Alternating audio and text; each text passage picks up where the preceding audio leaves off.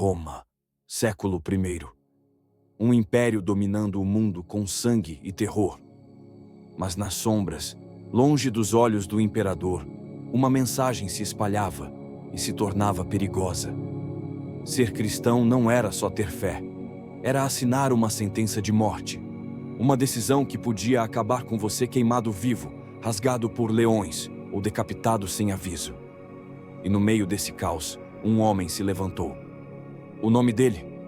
Clemente. Clemente de Roma. A história dele não começa como um grande líder. Ninguém sabe ao certo de onde ele veio. Alguns dizem que era um nobre, outros que foi escravo, mas nada disso importa. O que importa é que ele se tornou o livre pastor do rebanho mais perseguido da história. E isso, meu amigo, custava caro. A cada dia, Clemente via seus irmãos desaparecerem. Alguns presos, outros arrastados para as arenas, outros queimados como tochas humanas. Mas mesmo assim, ele não fugiu. Ele fez o contrário. Ele ficou. Ele escreveu. Ele lutou, com palavras. Porque enquanto os cristãos caíam um por um, a igreja de Corinto estava desmoronando por dentro. Brigas, ego, divisão. E Clemente pegou um pergaminho, molhou a pena na tinta e começou a escrever. O que ele escreveu? Um aviso, um chamado, um grito para os cristãos abrirem os olhos antes que fosse tarde demais. Ele falava sobre humildade, sobre liderança, sobre unidade. Ele lembrava que Deus não é Deus de desordem, que a igreja não podia se comportar como o mundo.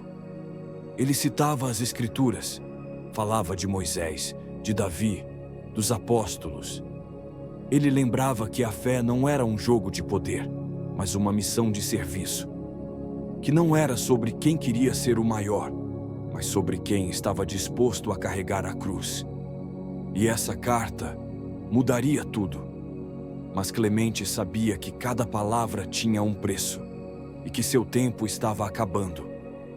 Roma não perdoava lideranças fortes, e Clemente, sem dúvida, era um dos homens mais influentes da igreja naquele tempo. Ele sabia que estava sendo observado, sabia que, em algum momento, iriam atrás dele. Mas não era um homem de recuar. Enquanto esperava, ele continuava. Ele orientava. Ele cuidava das viúvas, dos órfãos, dos perseguidos. Ele era um líder para aqueles que não tinham mais esperança. E essa esperança era uma afronta ao império. Roma queria controle, queria obediência cega, queria que todos dobrassem os joelhos diante de César. E Clemente ensinava que havia um só Senhor, e não era o imperador. Por isso, o cerco começou a se fechar. Primeiro surgiram os espiões, soldados disfarçados, infiltrados nas reuniões secretas. Eles ouviam, observavam, levavam informações aos governadores. Depois vieram os avisos. Alguns cristãos eram capturados e soltos dias depois, apenas para espalhar o medo. A mensagem era clara: parem ou morrerão. Mas Clemente não parou. Ele continuou pregando, continuou pastoreando, continuou escrevendo. E com isso, selou seu destino. Quando chegaram para levá-lo, não houve gritos, não houve resistência. Apenas o olhar calmo de um homem que já sabia o fim que o aguardava. Clemente estava preso, mas sua voz ainda era livre. Mesmo em correntes, ele não silenciou. Sabia que sua missão não havia terminado. E antes que Roma o apagasse da história, ele tinha algo a dizer. A igreja de Corinto estava em crise.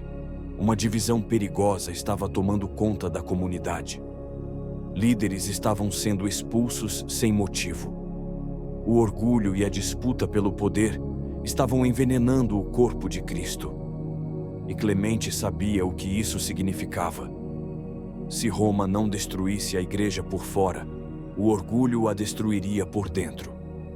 Então ele fez o que todo verdadeiro líder faz: confrontou o problema de frente. Sua carta aos Coríntios não era um simples apelo. Era um decreto, um chamado ao arrependimento. Ele não escrevia como um homem derrotado. Escrevia como um general que, mesmo preso, ainda comandava o exército. E suas palavras queimavam. Ele lembrou aos cristãos de Corinto que Deus não é Deus de confusão, mas de paz. Que o orgulho precede a ruína.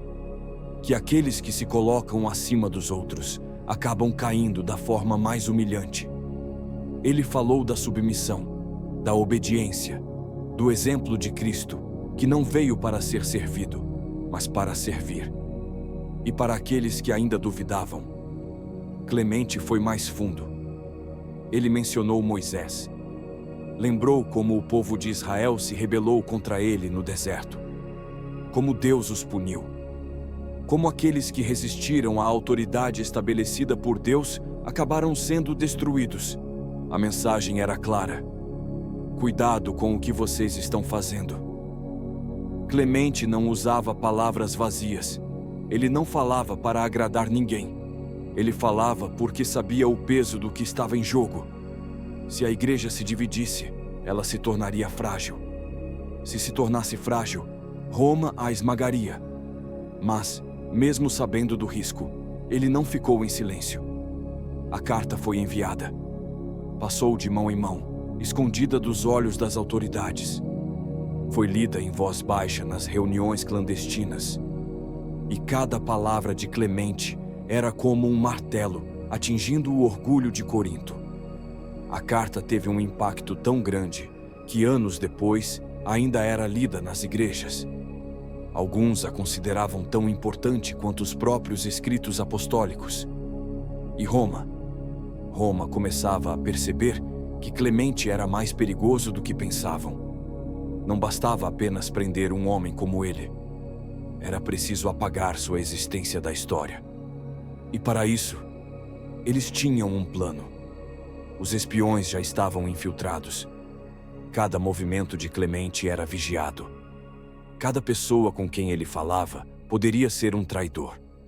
Ele sabia que as correntes que o prendiam eram apenas o começo. Roma queria sufocar sua influência. Mas como sufocar alguém cuja voz continuava ecoando, mesmo dentro das prisões? Como calar um homem que transformava suas correntes em púlpitos? Os guardas tentaram intimidá-lo, tentaram humilhá-lo, mas Clemente não se curvava. Ele continuava pregando, continuava ensinando. Os próprios prisioneiros começaram a ouvir sua mensagem. A fé crescia, mesmo na escuridão. Isso era inaceitável. Os governadores sabiam que manter Clemente vivo era um erro. Ele não era um criminoso comum. Ele não podia ser tratado como os outros. Ele era um problema que precisava de uma solução definitiva. E essa solução estava prestes a acontecer. O destino de Clemente já estava selado. Roma não poderia simplesmente deixá-lo viver. Sua influência era grande demais. Suas palavras, poderosas demais. Eles não queriam apenas matá-lo. Queriam apagá-lo. Queriam que seu nome fosse esquecido, que sua história desaparecesse, que sua fé fosse enterrada junto com ele. E assim, Clemente foi sentenciado. Exílio. Um castigo que parecia menos brutal do que a arena ou a fogueira, mas que, na verdade, era uma sentença de morte silenciosa. Foi enviado para um lugar frio, hostil, onde os condenados eram forçados a trabalhos exaustivos nas pedreiras do Mar Negro. Roma queria que ele morresse sozinho, quebrado, esquecido. Mas Clemente não quebrou. Nem mesmo ali, na escuridão do exílio, sua voz foi silenciada. Ele pregava aos prisioneiros, confortava os aflitos, convertia os desesperados. E isso foi longe demais para Roma. Se Clemente continuasse vivo, continuaria espalhando sua fé. E isso não era algo que o império podia permitir. Então, tomaram uma decisão. Clemente foi levado até um barco. Remaram até longe da costa, onde as águas eram profundas e traiçoeiras. E ali, amarraram uma âncora ao seu corpo e o lançaram ao mar. Roma acreditava que tinha vencido, que Clemente finalmente havia sido silenciado. que a escuridão finalmente havia engolido sua luz. Mas estavam errados. Sua carta continuou sendo lida. Sua história continuou sendo contada. Sua fé continuou inspirando. Ele pode ter sido lançado às águas, mas seu legado jamais afundou. E o que aprendemos com isso? Aprendemos que a verdade não pode ser enterrada, que a fé não pode ser apagada, que aqueles que permanecem firmes, mesmo diante da perseguição, são aqueles cuja luz nunca se apaga. Clemente não morreu derrotado. Ele morreu como um soldado da fé, um homem que enfrentou o império mais poderoso da terra e saiu vitorioso. E agora, a pergunta que fica é: se você estivesse no lugar dele, o que faria? Se este vídeo te impactou, não esqueça de deixar o like, compartilhar com alguém que precisa ouvir essa história e se inscrever no canal.